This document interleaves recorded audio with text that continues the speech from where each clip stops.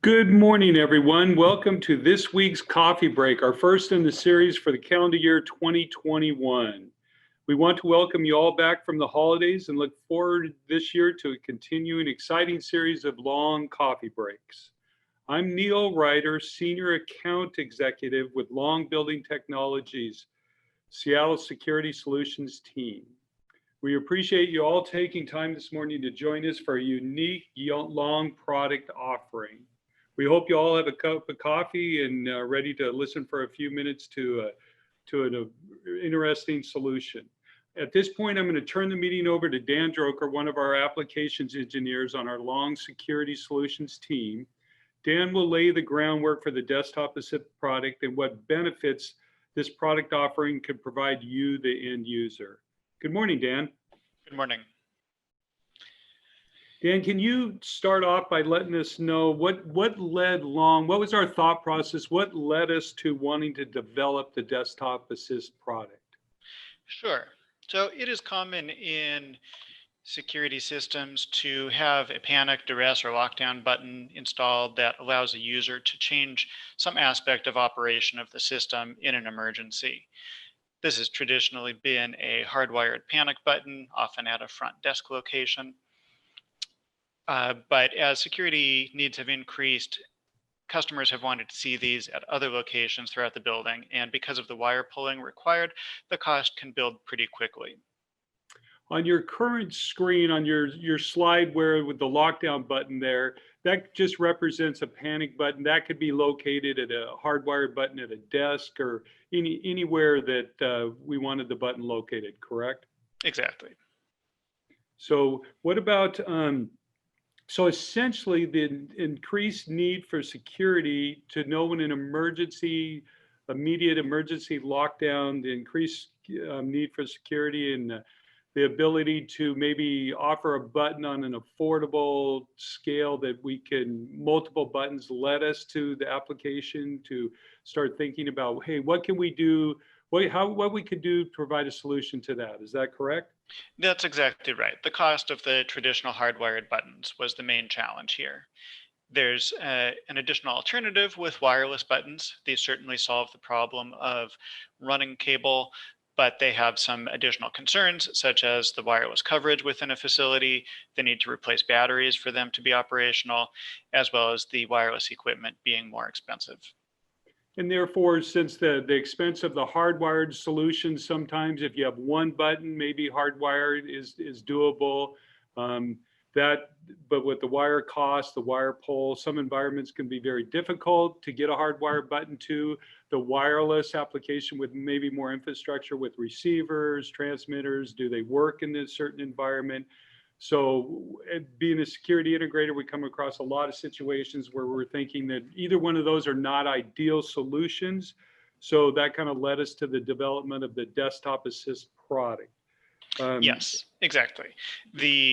Both of those have their place for sure. But the challenges that both of them have led us to develop Desktop Assist to fill the gaps that they leave.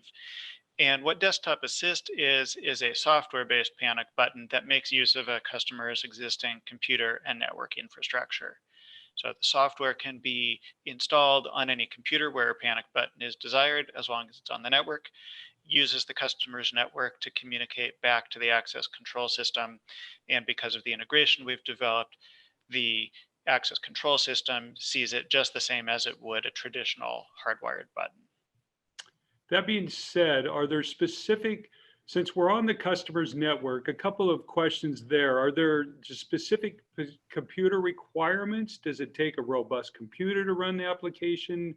And what about the network? Like, does the customer incur network charges? Do they have to upgrade their network?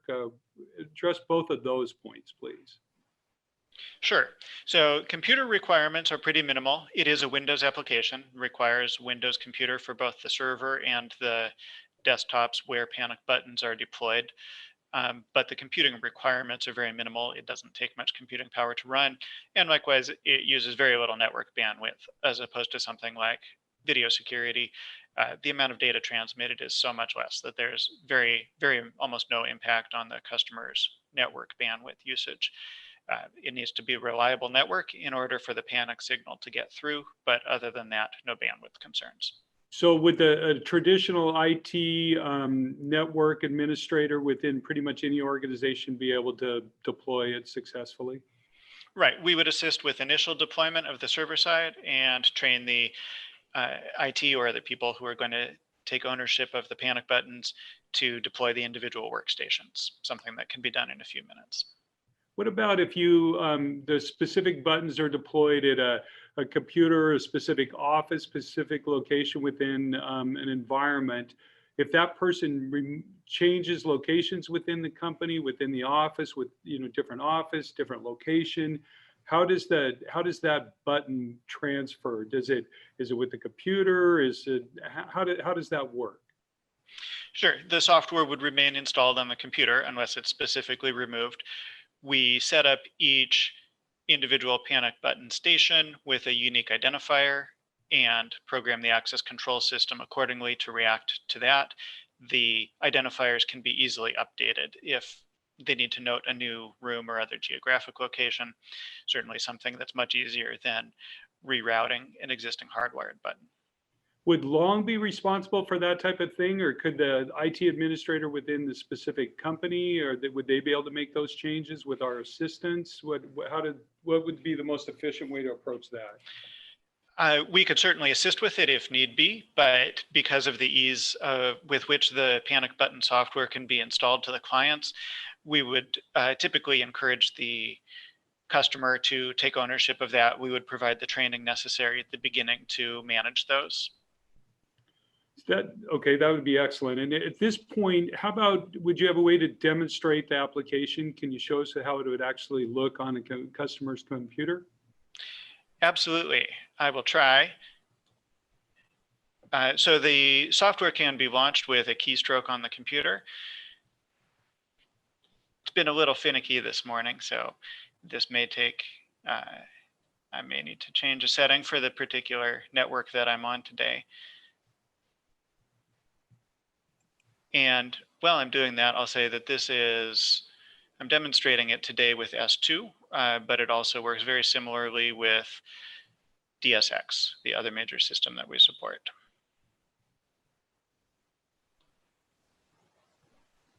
While you're doing that, what about, since Long does support S2 and DSX, those are our major Lonell S2 and DSX, would a customer be able to use this application on any access control platform? Though we wrote it specifically for DSX and S2, we did write it with an open communication protocol. So if the third-party system can accept that as an input into their system, then we could probably make it work. I'm going to give this another try here. Okay. Launching the keystroke on my computer. And pretty much as soon as I did that, the threat level here changed to high. We got a notification here that I have sent a desktop assist request, and the threat level has changed to high, and doors that were previously unlocked are now secure. However, either system could be programmed to take whatever events are appropriate for the situation, which could be different for different panic buttons within a facility. It can be just the notification within software, could be a change of threat level and locking of doors, could be a notification by email to other users, could be turning on a strobe light in a back office to alert other people. Pretty much anything the system can do. Okay, that we did get, we do have a question that's come in that it relates directly to that. The question is, can the duress signal represent different type of emergencies, which you kind of addressed, depending on the location it was triggered from? Maybe it's just a request for assistance from some locations to all the other way to complete a lockdown of the location. So if someone needs, assistance and it's not necessarily a lockdown, do we have ability to program it in different ways? Right, that's a great question. Currently, the capabilities are one signal type per computer that it's deployed on, but there could certainly be differences between different computers. So for example, if it were at a front desk, it might be an emergency signal triggering a lockdown, but in a medical office might indicate a need for a medical response. And excellent. So essentially, there is some flexibility as long as you would using different locations, different computers for those different applications. Maybe a reception area has one need, principal's office has another need, and it could be programmed accordingly on that specific computer, correct? Exactly. It's going to come into the access control system, identifying which computer triggered the alarm, and based on that can launch whatever action is required. Excellent. We have another question. Can Desktop Assist be installed on any other computers other than Windows PCs, such as Macs, Chromebooks, Surface tablets, iPads, iPhones? Great question. Currently, the answer is no. It's only a Windows program. Adding support for other operating systems is something we might look at in the future. What about installation time? Is there extensive installation involved? Is there hardware along with the software application? There's typically no hardware required. How long it takes depends on exactly what the customer's requirements are, but the initial installation is fairly quick, something that could be completed in an hour or two, so much faster than pulling cable for hardwired buttons. And then in addition to the server setup, like I've mentioned, we would train the customer IT in deploying the client buttons so that they can install those when and where needed. We have another end user question. What would happen if this is deployed on a laptop? The laptop could be mobile within an office. A laptop can leave the office. What would be the application on a laptop? Good question. That's definitely a concern. It's going to show up with however it is configured for that computer, which in the case of a laptop that is commonly moved, might be set up to show the person's name or the function of the laptop rather than a specific office. Security personnel would just have to know that person might be in one of several different spots within a facility. We have another question concerning the rough magnitude of cost per duress button. And really that's kind of specific to the customer, the environment, what the existing infrastructure is, how many panic buttons they need. That would all be the specifics that we as a security solutions salesperson on our team would have to address on each individual location. It's really difficult to say specifically, one rough order magnitude cost. What about another question that's come in? If computers are updated, replaced, do the licenses need to be repurchased, or can they be transferred from one computer to another? Good question. The licenses are transferable, so they can definitely be moved from one computer to another as needed. So that anytime that a company maybe upgrades, anything can be transferred easily from one computer to another. Yes. If it was just an upgrade of one computer for the same user, we could put in the same unique identifier for that station and no other programming is needed. If it's for replacing it with a different computer in a different spot, then it would be set up as a new computer. But either way, the license could be transferred from the previous user. Excellent. Is there a limit to how many licenses can be deployed? Not really.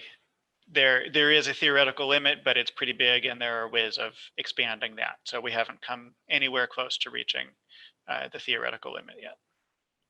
So really, it sounds like this is a really good option, specifically maybe in environments that would require multiple buttons where the cost gets prohibitive for hardwired, or maybe even wireless become difficult in certain environments. Maybe schools, hospitals that could require lots of different panic buttons, lots of different options. This can be a really good, affordable economy to scale solution. Does that make sense to you? Yes, that's exactly right. Customers who need a large quantity of panic buttons are the ideal customer for Desktop Assist because of the cost savings it offers over wired buttons. Well, we've kind of hit our limit on the coffee break time this morning, everyone. So I want to thank all of you for joining us this morning. We appreciate your time. If you want to learn more about the Desktop Assist product specifically, and specifically to one of the chat questions about the cost of an individual button, please reach out to myself or your currently long security team member that you're working with, and we can provide detailed information about your particular situation, cost and all the details around that, what the network requirements are, et cetera. Please join us next Thursday, January 14th at 10 a.m. for our next coffee break in our series. It will be done by Andy on our analytics side, and it'll be Copytree Analytics, Building Health Compliance. So we thank you for your time and look forward to seeing you next week. Thank you all.